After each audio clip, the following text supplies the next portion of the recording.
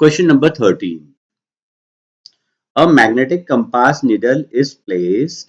एक magnetic compass needle है जो आपने प्लेस किया हुआ है in the plane of paper near a point A. एक पॉइंट ए है, उसके साथ आपने एक मैग्नेटिक कंपास प्लेस किया हुआ है जैसे कि आपको यहाँ पर दिख रहा है, और ये एक ही प्लेन में है. तो हम इस प्लेन को हॉरिजॉन्टल प्लेन मान लेते हैं, और इस हॉरिजॉन्टल प्लेन को मैं इस येलो कलर्ड बैकग्राउंड से दिखा रहा हूं.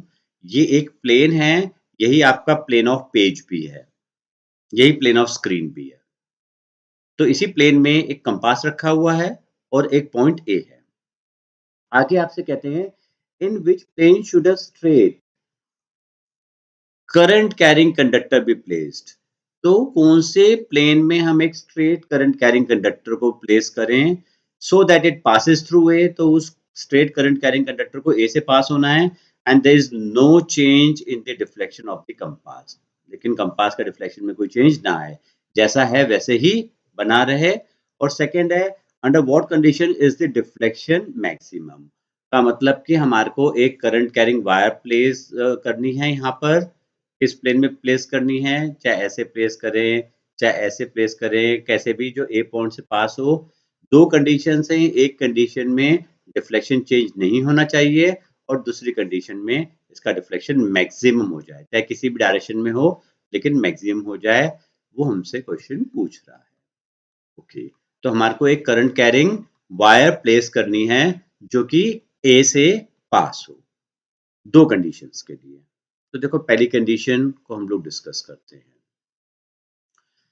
तो ये हमारा कंपास है, दिस इज द कंपास. ये पॉइंट ए है, ये कंपास की नीडल है, ये हॉरिजॉन्टल प्लेन में है.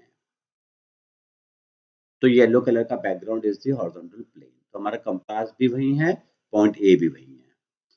यानी ये इस एक्स वाई प्लेन में आप अज्यूम कर सकते हो, जैसे कि एक्स वाई प्लेन में पड़ा हुआ है.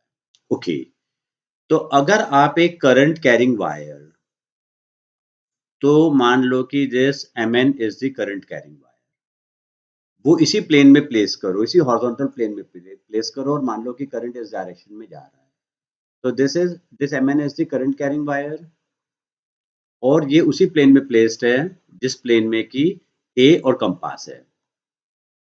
तो इसकी वजह से जो मैग्नेटिक फील्ड बनेगी वो इस वर्टिकल प्लेन में बनेगी. तो इस वर्टिकल प्लेन में हम देखेंगे कि इस करंट की वजह से मैग्नेटिक फील्ड बन रही है, और ये मैग्नेटिक फील्ड का डायरेक्शन है.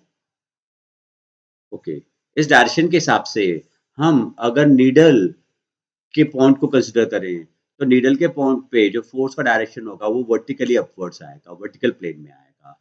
और एक मैग्नेटिक कंपास में अगर हॉरिजॉन्टल फोर्स लगे तो ये इसको घुमा देगी, लेकिन एक वर्टिकल फोर्स मैग्नेटिक कंपास के नीडल को घुमा नहीं सकती. तो इसका मतलब हमारा पहले में आंसर क्या है कि दी wire, current carrying wire should be placed in the plane of the compass and the point A. जिस प्लेन में कंपास है और पॉइंट ए है उसी प्लेन में से आप वायर को पास करोगे, तो फोर्स क्योंकि वर्टिकल लगेगी, प्लेन के परपेंडिकुलर लगेगी, वो नीडल को घुमा नहीं सकती, तो नीडल के डिफ्लेक्शन में कोई चेंज नहीं आएगा. सेकेंड केस में सेम चीज ये है कि ये एक हॉरिजॉन्टल प्लेन है और ये नीडल कंपास इसी प्लेन में है, पॉइंट ए भी इसी प्लेन में है.